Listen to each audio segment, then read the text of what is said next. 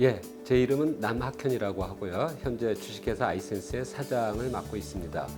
1992년도에 광운대학교 화학과에 부임해서 2000년도까지 학교 일에만 전념하다가 2000년도에 주식회사 아이센스를 창업하고 2015년도에는 학교를 퇴직하고 현재는 아이센스 일에만 전념하고 있습니다.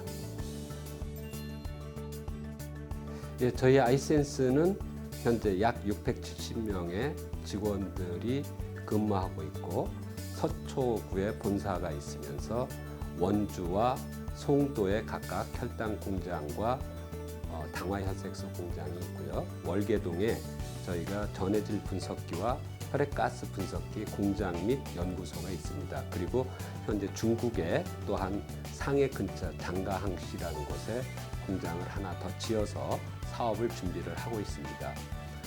매출액은 약 1,700 정도 되고요. 현재 새로운 제품으로 연소혈당 측정기라든지 면역 분석기라든지 이런 것들을 더 개발하면서 회사의 외연 그리고 제품을 확장하려고 노력을 하고 있고 해외에 약 7개의 지사가 현재 있습니다. 그래서 중견기업으로서 매년 15%씩 계속 성장해왔고 2013년도에 코스닥에 등록을 한 상태고요. 그래서 글로벌 기업으로 크기 위한 그런 준비를 계속하고 있습니다. 제가 창업을 하게 된 계기는 여러 가지 우연과 그리고 의지가 결합된 결과라고 이렇게 생각을 합니다. 제 동료 교수였던 차근식 교수님과 함께 바이오 센서 분야를 연구를 많이 했었는데 그러다 보니까 주변에 있는 여러 회사들하고 협업을 많이 하게 되고 그런 프로젝트를 많이 맡아서 하게 되다 보니까 사업에 대해서 상당히 관심을 갖게 되었던 게 첫 번째 이유가 되겠고요. 그다음에 99년도에 브레인 코리아 21이라는 거에 저희가 또 시작을 하게 되면서 그 프로포절에 저희가 이 과제를 성공적으로 마치면 회사를 하나 만들어서 학생들에게 더 많은 일자리를 주겠다라는 것을 프로포절 내용에 저희가 써 넣었었습니다. 또 한 꼭지는 저희가 그 당시에 받았던 연구 과제가 하나 있었는데 그 연구 과제에서 반드시 그 과제가 1차 년도를 지나면 2차 년도부터는 그 돈을 집행해 줄 기업을 찾아서 같이 집행을 해야 된다는 그런 조건이 붙었었어요. 근데 그런 회사를 찾기 어려워서 저희가 굉장히 어려움을 토로했더니 그 당시 간사를 맡고 계셨던 분이 교수님들이 회사 한번 세워보시죠 라는 이런 권유가 또 있었습니다. 그래서 이런저런 우연이 겹쳐서 2000년도 5월 달에 아무 생각 없이 연구를 해서 그 연구된 결과를 기술을 팔겠다라는 생각으로 기술을 파는 회사로다 저희가 아이센스를 창업을 했었습니다. 어떤 창업이라든지 회사를 만든다든지 하는 것이 반드시 큰 꿈을 갖고 시작하는 것은 아니다. 우연한 기회에 시작할 수도 있고 또 누군가는 큰 꿈을 갖고 시작할 수도 있고 하지만 그런 거에 상관없이 그 다음 과정에서 자기가 회사를 어떻게 키워나가느냐 하는 것은 또 다른 이야기가 될 수 있다. 그래서 창업을 너무 두려워할 필요는 없다. 이렇게 제가 이야기하고 싶습니다. 그거는 제 생각에는 운과 복이 합친 게 아닐까 이런 생각을 합니다. 그러니까 처음에 같은 학과에서 차근식 교수님을 만났었는데 그분이 보여주었던 여러 가지 나눠 갖기의 마음. 그러니까 그분이 이제 처음에 이제 광운대학교 화학과에 부임을 했었을 때 학과가 이제 신생된 지 얼마 안 됐던 학과였거든요. 그런 학과에서 그분이 저한테 이 조그만 학과에서 학생들 여럿이서 나눠서 일을 하려고 그러고 연구를 하려고 그러면 굉장히 힘드니 우리 같이 한번 일을 해봅시다 라고 하면서 자기가 하는 연구 분야가 연구비도 좀 적게 들고 학생들을 빨리 훈련시키기 좋다라고 하면서 제가 했던 원래 어떤 이론화학 분야라든지 레이저 화학이라든지 이런 분야보다는 낫다고 저한테 설득을 하시더라고요. 그래서 상당히 설득력이 있다고 생각을 했었고 실제로 해보니까 굉장히 재미있었고요. 근데 교수가 자기 연구 분야를 나눠 가질 생각을 한다는 거는 참 드문 일입니다. 사실 굉장히 드문 일인데 이렇게 뭔가 나눠 가지려는 마음을 보이셨고 동업을 어떻게 했느냐라고 물어보면은 일단 저는 간단하게 이야기하면 가치관은 같아야 된다. 문제 접근하는 방식은 다를지 모르나 둘이 갖는 인생에 대한 가치관이나 사람에 대한 가치관 그리고 그 전체적으로 운영에 대한 어떤 가치관은 같아야 일단은 같이 일을 할 수가 있다. 그래서 만일 동업을 하고 싶으신 분이 있다고 그러면은 인생에 둘이 갖고 있는 가치관이 어떤 것인지를 맞춰보는 것이 오히려 가장 중요할 것 같습니다. 성격이 같으냐 이런 것보다 더 중요한 거는 둘이 원하는 인생의 마지막의 가치관은 같은가에 대해서 한번 논의해 볼 필요가 있다. 이런 생각을 합니다.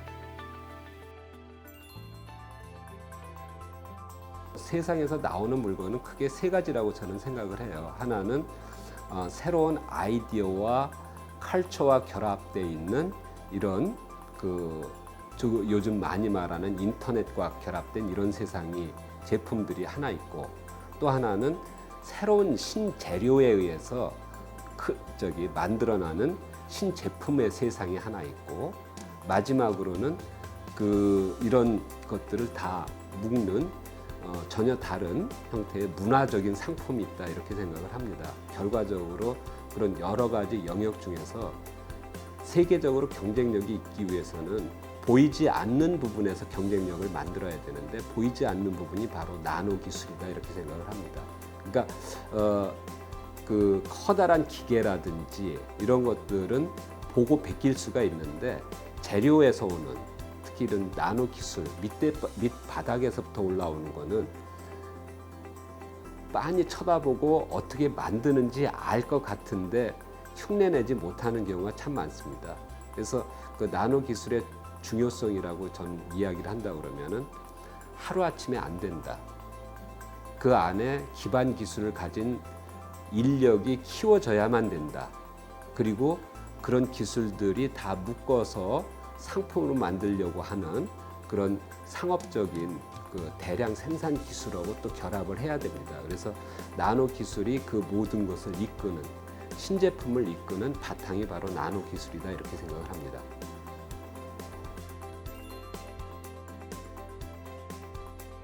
저는 리더십에 대해서는 워낙 많은 이야기가 있기 때문에요. 제가 이야기하는 게 어떤 전형이 될 수 있을지 모르는데 저는 리더십은 이렇게 생각합니다. 특히 대한민국처럼 자유민주 국가에서의 리더십이라는 것은 발휘하는 것이 아니라 사람들이 인정해 주는 것이다라는 생각을 합니다. 그래서 항상 제가 회사에서 가장 중요한 것은 민주주의다라는 이야기를 하고 그런 이야기를 하는 가장 큰 이유는 리더십은 모두가 따라와 줘야 이야기가 되기 때문에 자기 의견을 자유롭게 이야기하고 따라와 줄 수 있어야 회사가 위험에 빠지지 않기 때문에 저는 그게 리더십이다 이렇게 생각을 합니다.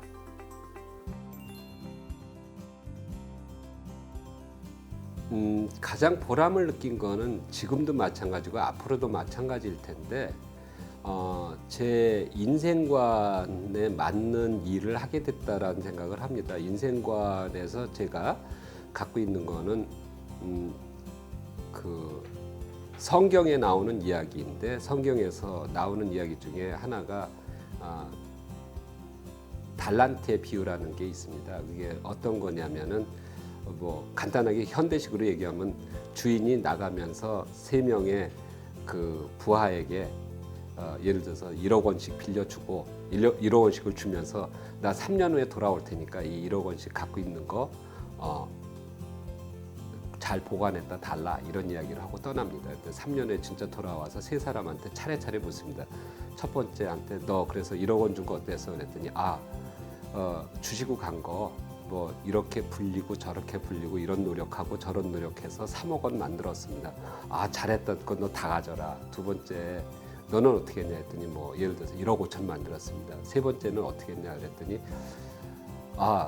제가 함부로 쓰면 안 될 것 같아서 항아리 속에 묻어놨다가 도로 1억 여기 갖고 왔습니다. 그랬더니 그 주인이 화를 내면서 세 번째한테 이 게으르고 무식한 놈아 너는 바깥에 나가서 이 집에서 나가라 그러면서 그 네가 가졌던 1억 원도 두 사람한테 다 도로 나눠줄 거다, 이런 성경의 이야기가 있습니다. 그런데 그 이야기를 현대식으로 해석하는 게 바로 그 요즘 탤런트라는 단어, 그러니까 그 이스라엘 돈 단위인 달란트에서 나왔다고 이야기를 합니다. 즉 하나님이 인간을 내려보낼 때 각각의 다 재능을 주는데 그 재능을 최대한 써서 세상에 유익한 일을 하고 돌아오면 복을 받지만 그대로 썩히고 돌아오면 하나도 못 받는다라는 그런 비유라고 합니다. 그래서 저 자신에 대해서 이제 생각을 했을 때 제가 가장 잘하는 일 중에 하나는 일거리를 만들어내고 그 일을 벌리고 사람들한테 그 일을 나눠주는 일을 가장 잘 한다고 생각을 합니다. 그래서 가장 보람을 느꼈던 거는 현재 회사가 불과 대여섯 명으로 시작했던 회사가 600명이 훨씬 넘는 회사가 되고 그 많은 젊은이들한테 직장을 준 것이고 그 사람들이 먹고 살 수 있는 터전을 마련했고 저도 같이 먹고 살고 있고요. 향후로도 회사를 계속 키워서 더 많은 사람들이 먹고 살 수 있는 터전이 되고자 하는 게 제 꿈이고 그게 가장 큰 보람, 즉 여러 사람이 먹고 살 수 있는 곳을 만들었다라는 것이 제 가장 큰 보람입니다.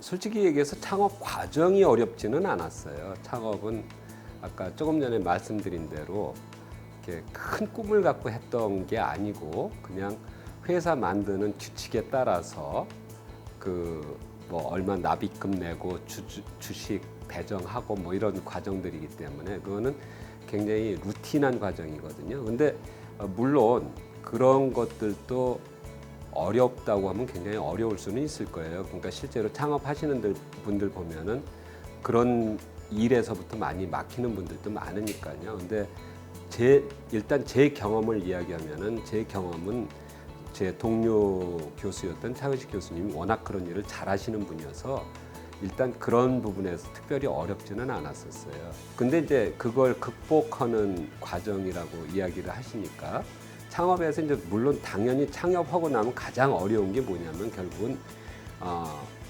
돈인 것 같아요. 돈이 가장 어려운데 왜 돈이 어렵다고 제가 이야기를 하냐면은 창업을 하는 건 쉬웠는데 창업을 한지 불과 한두 달도 채 안 돼서부터 깨닫기 시작한 게 뭐냐면은 나보고 내가 이 회사를 하자고 같이 이야기를 했던 이 학생들이 창업을 하고 나서부터는 더 이상 학생들이 아니고 월급을 줘야 되는 거예요. 깨닫고 난 다음에 이제 벤처 자금을 주는 창업 투자 회사들을 쫓아다니면서 이제 돈을 받아야 되는 그 과정이 어려웠던 점이라고 얘기하면 어려웠던 거고 재밌었냐고 그러면 굉장히 재밌었어요. 왜냐하면 학교에서 교수로서 전혀 해볼 수 없었던 경험이니까요. 그때까지만 해도 프로포잘 쓰고 어디 가서 발표하는 수준이었지 딴 사람들 쫓아다니면서 우리가 이런저런 물건을 만들어서 드릴 테니 한번 우리한테 돈 좀 대주시죠 하면서 그런 여러 창업 회사를 쫓아다녔던 경험. 그게 이제 두 가지 점에서 어려웠었는데 첫 번째는 그렇게 따라다니면서 하려고 하니 생전 모르는 일단 그쪽 회사들에서 저희한테 묻는 게 뭐냐면은 그 영업이익은 어떻게 될 거냐, 뭐 그거 하게 되면은 어떤 식으로 해서 돈을 벌게 될 거냐, 이런 그 시나리오를 짜와라, 이런 것들을 많이 요청을 하더라고요. 근데 화학과 교수가 그걸 하려니까 황당하잖아요. 황당하니까 이제 바깥에 나가가지고 간단한 회계책부터 사가지고 막 공부를 시작을 했었죠. 공부를 하고 거기에 맞춰서 계획표 짜고 뭐 이런 일들을 하면서 그걸 가서 발표하면서 나 자신도 전혀 새로운 일들을 좀 배우기 시작을 했고, 그리고 그런 투자 심사역이라는 사람들을 만나면서 그 사람들은 도대체 이 회사를 만드는 사람한테 뭘 원하는지에 대해서 배우기 시작을 했었고, 그런데 빨리 배웠어요. 그래서 뭐 예를 들어서 20군데 쫓아다니면은 18군데에서 다 리젝트 당하고 말도 안 되는 소리 한다는 식으로. 그러다가 2000년대 한 말에 가면서 그 저에게 투자를 하겠다는 분들을 만나게 됩니다. 그 만나게 되는 과정은 결과적으로는 앞에서 실패했던 게 많고 가서 욕먹었던 것도 많고 그게 사업이 되겠어요 소리도 듣고 하면서 차츰차츰 저희 아이디어를 바꿔나가면서 결국 창업 자금을 받을 때는 저희 아이디어가 굉장히 많이 바뀌어 있었어요. 기술을 팔아서 먹고 사는 회사가 아니고 상품을 팔아서 먹고 사는 회사로 어느새 변해 있더라고요. 저희가 창업을 하게 되고 기술자가 창업을 하게 되거나 연구원이 창업을 하게 되면 전혀 모르는 분야에 대해서 공부하는 것을 두려워하지 말아라. 이렇게 제가 이야기를 드릴 수 있을 것 같고요. 또 하나는 전혀 모르는 분야에 대해서 공부를 하는데 그거에 대해서 내가 안다고 착각하지 말아라. 그러니까 저희는 그 과정을 하면서 결과적으로는 참 많은 사람한테 물어보고 예를 들어서 계약서 하나를 읽더라도 우리가 읽어는 보지만 결과적으로는 변호사라든지 회계사라든지 이런 전문가 찾아서 반드시 한 번씩 더 컨설팅을 받았었고 그래서 그런 내용들이 정말 우리가 이해할 수준으로 다시 공부하는 과정을 겪었고요. 그래서 새로운 거 배운 것을 두려워하지 않고 도전하고 그 다음에 시장이 원하는 것이 무엇인지를 이해하고 그러고서는 사업을 시작하면은 그래도 좀 더 성공 확률이 높지 않을까 이런 생각을 합니다. 그래서 어려웠던 점은 아마 새로운 것에 도전하는 것이 어려웠다 이렇게 요약할 수 있겠네요. 기억에 남는 일화는 워낙 많아서 어떻게 딱히 이렇게 잘라서 이야기해 주기는 좀 힘들 것 같은데 뭐 대표적으로 이런 건 있습니다. 2006년도에 회사가 급격하게 성장을 합니다. 그러니까 2004년도부터 저희가 물건을 팔기 시작했는데 2004년도에 첫 해 18억인가 팔았었고 그러면서 첫 해부터 저희가 아직 보기 드물게 그 브레이크 이븐 포인트라고 그러죠. 손익분기점을 맞췄고 그 다음에 36억으로 뛰었고 그 다음에 2006년에 들어가면서 128억인가를 이렇게 급격하게 성장을 하게 되는데 그러면서 큰 공장을 지어야 되겠다 해가지고 그 당시에 또 은행에서 그 일본의 엔화가 굉장히 싸다고 그래서 그 엔화로다가 돈을 좀 빌리고 그 다음에 저희가 증자하고 그거 다 합쳐서 원주에다 굉장히 큰 공장을 지었는데 1억개 넘게 되는 저희가 그 혈당 센서를 이제 조금 넘기 시작했었을 때 10억 개가 넘는 공장을 그냥 과감하게 지어버렸어요. 그게 2007년도에 회사가 그 공장이 다 완성이 됐는데 2008년도에 딱 들어가면서 금융위기가 오게 됩니다. 그래서 금융위기가 오게 되면서 저희가 빌렸던 돈이 엔화가 2배로 뛰고 이러면서 빚이 그냥 그 앉은 자리에서 2배로 늘어버린 거예요. 그리고 저희가 경험 없이 큰 공장을 짓다 보니까 얼마 전까지 나왔던 그런 그 품질이 유지가 안 되는 그런 현상이 생겼습니다.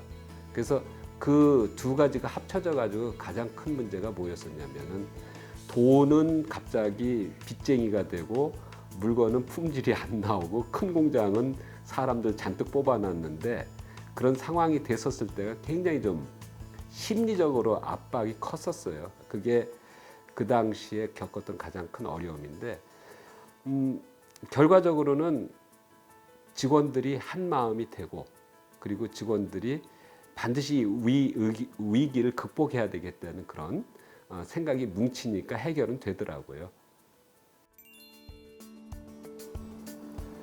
저희가 이제 창업을 해서 성공하는 데 대한 여러 가지 이야기를 한다고 그러면 첫 번째는 일단 좋은 파트너들을 만났어요. 좋은 그 처음부터 직원들을 만났는데 그 직원이 하필이면 저희 학생이기는 했지만 그 학생이 저희 회사에 들어와서부터는 저희가 학생으로 대한 적이 없습니다. 거의.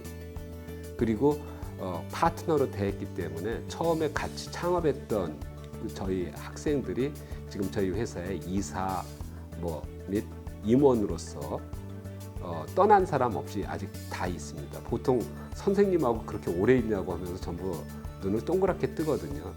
근데 그런 과정들에서 어떻게든지 페어하려고 애를 썼고, 어떻게든지 저희가 법을 지키려 했었고, 그 다음에 회사를 투명하려고 애를 썼었습니다.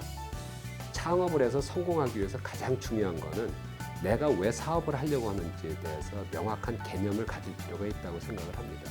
그리고 그렇게 명확한 개념을 갖는 데 있어서 가장 중요한 거는 주변 사람들과 끝까지 어떻게 가려고 생각하는 어떤 계획이 있는지, 이런 것들이 굉장히 중요하다고 생각하고, 그래서 요약해서 이야기하면은 저희가 창업하는 데 있어서 가장 성공의 요인이 됐던 것이 무엇이냐라고 물으면 처음부터 끝까지 저는 사람이었다, 이렇게 대답을 하고, 그 사람들을 어떻게 묶을 수 있었냐라고 물어보면은 같이 나누어 가지려 했었고, 페어하려고 했었고, 투명하려고 했었다. 그것이 가장 큰 성공 요인이었다, 이렇게 얘기를 합니다. 기술보다 훨씬 더 중요한 것이 저는 그거라고 생각을 합니다.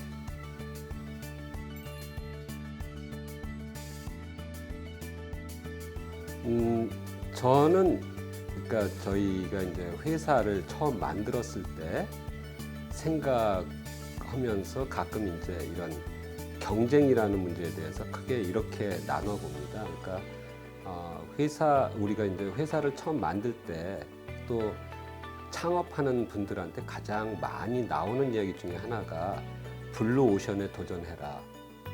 저희 회사는 이제 혈당 센서, 글루코즈 센서라는 것과 그걸 측정하는 기계를 현재 상당히 주력 상품 중에 하나인데, 그쪽 부분은 사실은 저희가 연구실에서 연구할 때는 굉장히 로우 프라이어리티, 그러니까 많이 안 했던 것 중에 하나였어요. 왜냐하면 논문으로 쓰기에는 너무 흔한 내용이어서 논문거리가 안 됐기 때문에 학교 교수로서는 재미가 없는 그런 분야였었어요. 그래서 그쪽은 그렇게 많이 하지는 않았었어요. 그리고 또 저희가 회사를 만들 당시에 글루코즈 센서가 우리나라 회사의 거의 95% 이상이 세계의 가장 큰 거대 기업이 장악을 이미 하고 있었어요.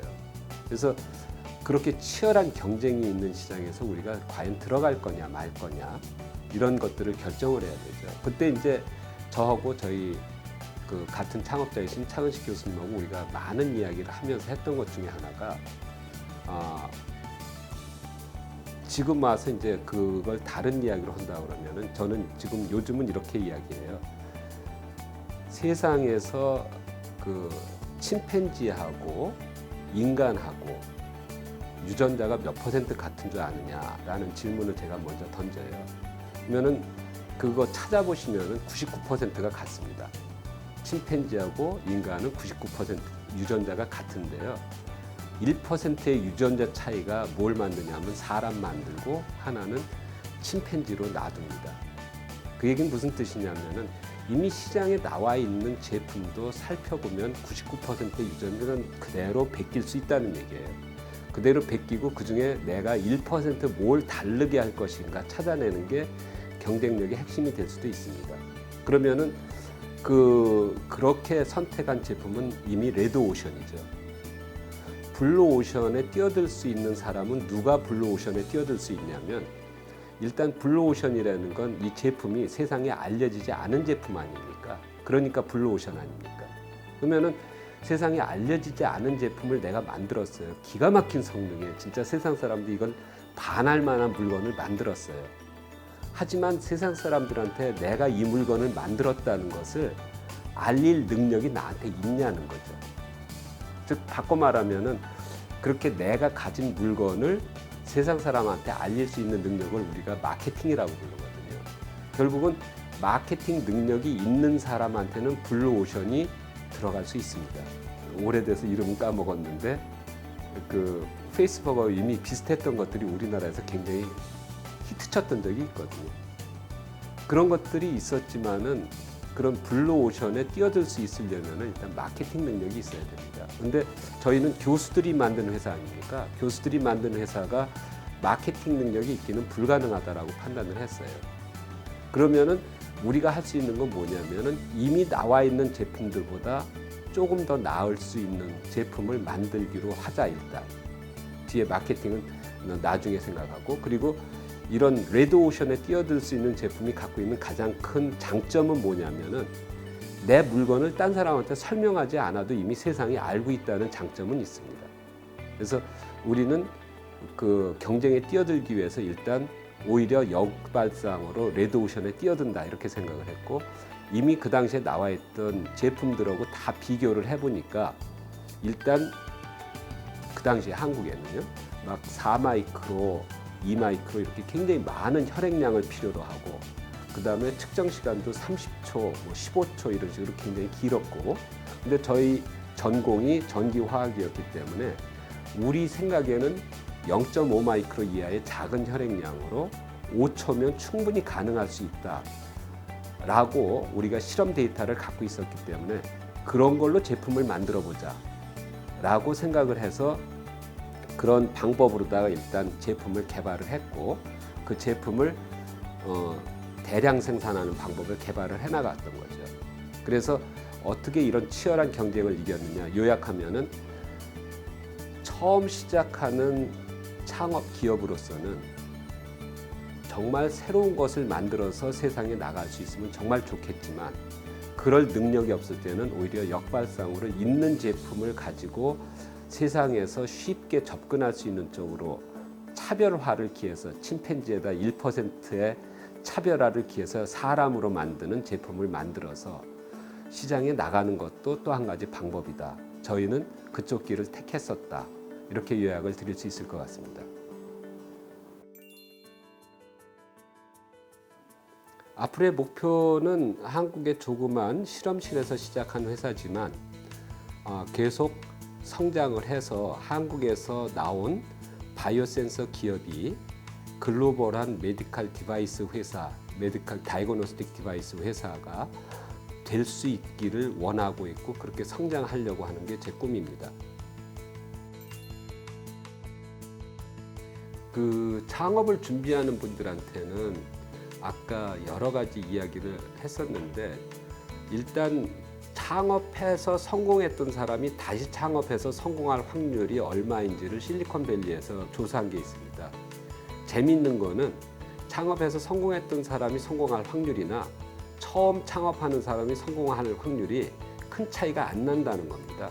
그래서 제가 이미 창업해서 한번 성공했다고 해서 제 이야기가 이그젠플이 돼서 또 그대로 따라서 하면 창업해서 성공한다는 이야기하고는 별개의 문제라고 좀 생각을 하고 들어주셨으면 좋겠고, 그리고 창업의 방법이나 창업해서 회사를 끌고 가는 방법은 워낙 다양하기 때문에 제 이야기가 이그젠플이 된다고 생각은 안 합니다. 다만 여전히 그대로 적용되는 거는 세 가지가 있다고 봅니다. 첫 번째, 내가 창업을 해서 주변 사람들과 어떻게 나누어 가질 것인가를 항상 생각하지 않으면 내 옆에 사람이 남아있질 않는다.